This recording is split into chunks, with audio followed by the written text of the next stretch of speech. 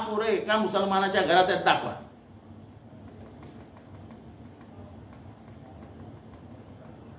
ते नको असताना कशाला गैरसमज पैदा करताय? कुठल्या धार्मिक पुस्तकामध्ये हिंदूंच्या, मुसलमानांच्या, पंजाब्यांच्या, शीख समाजाच्या, बौद्ध धर्माला मानतात त्यांच्या कुठल्या पुस्तकात लिहिलं हे सगळं? संतान किती असावं? नवऱ्या बायकोच्या संबंधातलं आहे. बाई पण नाही म्हणू शकते ना की नाही याच्यापुढे मला नाही जमणार. हा तिला अधिकाऱ्यानं दिलेला त्या पुस्तकात दिलाय की तिला विचारल्याशिवाय तू काहीच करू शकत नाहीस. एवढं सगळं स्पष्ट हे लिहिलं गेलंय 622 मध्ये. सन 622. आज आला 2024. एवढ्या वर्षापुढे मागे लिहिलेलं पुस्तक, त्याच्यात एक ओळही बदलली गेलेली नाही की नवीन काहीतरी 1200 मध्ये आलं आणि मग ते ऍड करून घेतलं, तसं झालेलं नाही.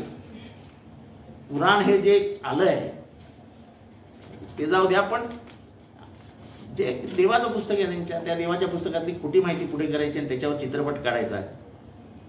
ह्याच्यातनं तुम्हाला काय मिळतं, काय आनंद मिळतो या विकृत लोकांना मला माहित नाही, समजत नाही. सेन्सर बोर्ड पण या गोष्टीकडे लक्ष देत नाही. सेन्सर बोर्ड आता काय? सेन्सर बोर्ड कुणाच्या हाताखाली चालतं, काय करतं देवाच ठाऊक.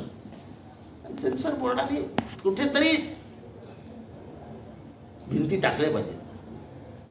एक नवीन पद्धत सुरू झाली की एका धर्माबद्दल चुकीचं काहीतरी आणायचं पिक्चरमध्ये आणि त्याचा गवगवा करायचा. कारण का द्रुत श्राव्य माध्यम म्हणजे चित्रपट हा सर्वात जास्त मनावरती भेद करणार असतो, छेद करणार असतो. त्याचा इम्पॅक्ट खूप असतो. पिक्चर जेव्हा माणूस बघून येतो, त्याचा अमिताभचा दीवार असो, अमिताभचा म्हणजे हे 2-3 पिक्चर जे होते कालीचरण, दीवार, त्याच्या आधी शोले, त्याच्या आधी हे तुम्हाला जंजीर, ह्याच्यामध्ये जो अमिताभ दाखवलाय तो गरिबी विरुद्ध भांडणारा, म्हणजे गरिबांसाठी भांडणारा, श्रीमंतांना ठोकणारा. त्यामुळे अमिताभ लोकांच्या मनात गेला की हा आमचा वारसदार आहे, हा गरिबांसाठी लढतोय. पिक्चरमुळे गरिबांनी तो पिक्चर बघितला आणि त्यातनं अमिताभ बच्चनची निर्मिती झाली. अमिताभ बच्चन काय सुपरस्टार म्हणून जन्माला आला. त्यांनी ज्या भूमिका गेल्या त्या समाजाला वाटलं की ते आपल्यासाठी येतो, अमिताभ बच्चन आपल्यासाठी बांधतोय. सामंतला जेव्हा तो दम देतो तेव्हा तो आपल्यासाठी देतोय. तो 786चा बिल्ला, ते सगळं गरिबांना आपले ते स्वतःशी रिलेट करून घ्यायचे. तसं हे पिक्चर दाखवणारे माणसं, त्यांना हा द्वेष पसरवण्यासाठी हा सोपं माध्यम आहे.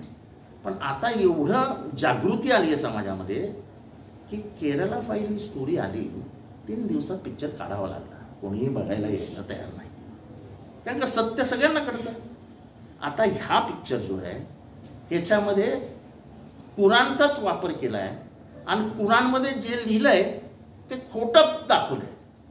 म्हणजे त्याचं जो पुढे ठेवलंय, पेश केलंय, ते चुकीच्या पद्धतीने केलंय.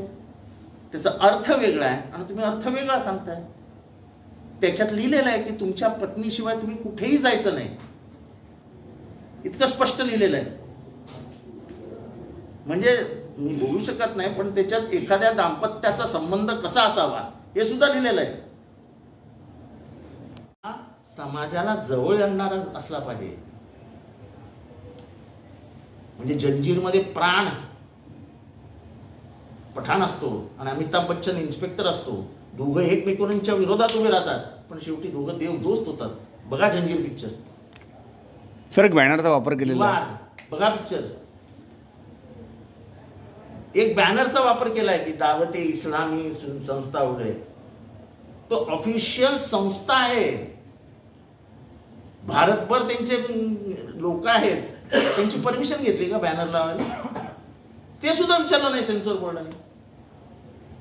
आता तुमच्या समोरच बोललो ना त्या माणसाचं, मी पत्रकारांशी समोरच बोललो ना, त्यांनीच सांगितलं आमची परमिशन पण नाही घेतली आणि बॅनर वापरून टाकलं. आता पोलिसांनी तरी लक्ष घालावं की एवढ्या चुकीच्या पद्धतीने झालं आहे. मी तर मागणीच केली आहे बॅन करा पिक्चर म्हणून. कारण नसताना समाजामध्ये तणाव कशाला निर्माण करताय? एक तर आधीच महागाई, आधीच बेरोजगारी, आधीच सगळी लोक तडफडत आहेत, जगण्याचे हाल झालेत, आणि त्याच्यामध्ये हे कुठेतरी आपलं टाकत राहायचं चुकीचं आहे. समाजामध्ये शांतता नांदावी याच्यासाठी काहीतरी प्रयत्न करूया. चांगले चित्रपट काढूया, प्रेमाचा संदेश देणारे चित्रपट काढूया. द्रुत श्राव्य माध्यमातनं आपण लोकांच्या मनावरती परिणाम करू शकतो.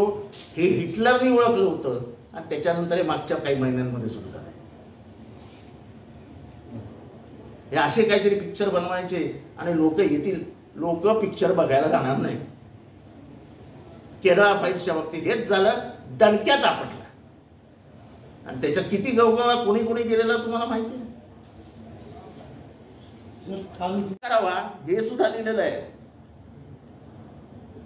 त्याच्यात कुठेही तुम्ही किती मुलं काढावी, किती मुली काढाव्या हे लिहिलेलं नाही. त्याचा संबंध हा मानवी जीवनाशी येतो, तो सामाजिक आणि आर्थिक असतो.